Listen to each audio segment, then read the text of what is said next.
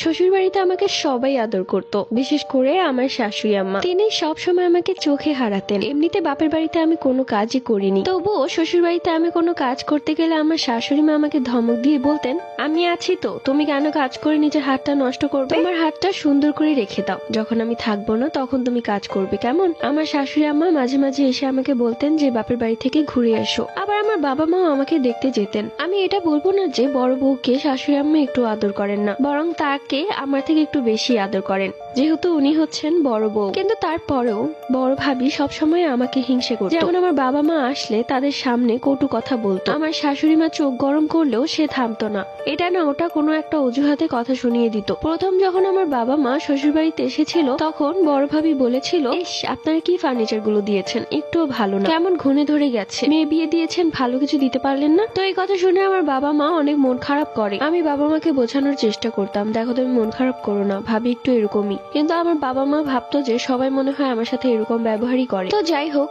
একদিন সকালবেলা আমার হাজবেন্ড অফিসে যাবে, আমি তাড়াতাড়ি করে নাস্তা ঘরে আনার সময় দেখলাম ভাবি আমাদের বেডরুমে এসে বসে আছে এবং আমার হাজবেন্ডের শার্টের প্রথম বোতামটা ছিঁড়া থাকলে সে সেটা জোর জবরদস্তি সেলাই করতে চাচ্ছিল। কিন্তু আমার হাজবেন্ড বারবার বলছিল যে নামিরা এসে করে দিবে, কিন্তু ভাবি তার কোনো কথাই শুনছিল না, জোর জবরদস্তি শার্ট নিয়ে টানাটানি করছিল। শার্টটা অবশ্য অর্ধেক পরে ফেলেছিল আমার স্বামী। তো আমি যখন ঘরে ঢুকি তখন ভাবি আমাকে দেখে চুপ হয়ে যায় এবং তাড়াতাড়ি ঘর থেকে বেরিয়ে যায়। আমি বুঝতে পারছিলাম সে আমাদের মাঝে একটা ঝামেলা সৃষ্টি করতে চাচ্ছে। তখন আমি আমার স্বামীকে তাড়াতাড়ি করে এই বোতামটা সেলাই করে দিলাম আর সে অফিস চলে গেল। আমার ভুল হয়েছিল, এই বিষয়গুলো যদি আমি প্রথম থেকে আমার শাশুড়ি আম্মাকে বলে দিতাম তাহলে হয়তো আমার জীবনের সেই কালো অধ্যায়টা আর আসতোই না, কিন্তু আমি বলিনি, ভাবতাম যে দেবর ভাবিরা একটু এরকমই। তো যাই হোক, বিয়ের মাস ঘুরতেই আমাদের সংসারে এলো সুখবর, মানে নতুন অতিথি আসতে চলেছে। আমার শাশুড়ি আম্মা আমার হাতে আংটি পরিয়ে কপালে চুমু দিলেন আর তখন বললেন যে এখন থেকে একটাও কাজ করতে না, আমাকে রেস্টের উপর থাকতে হবে।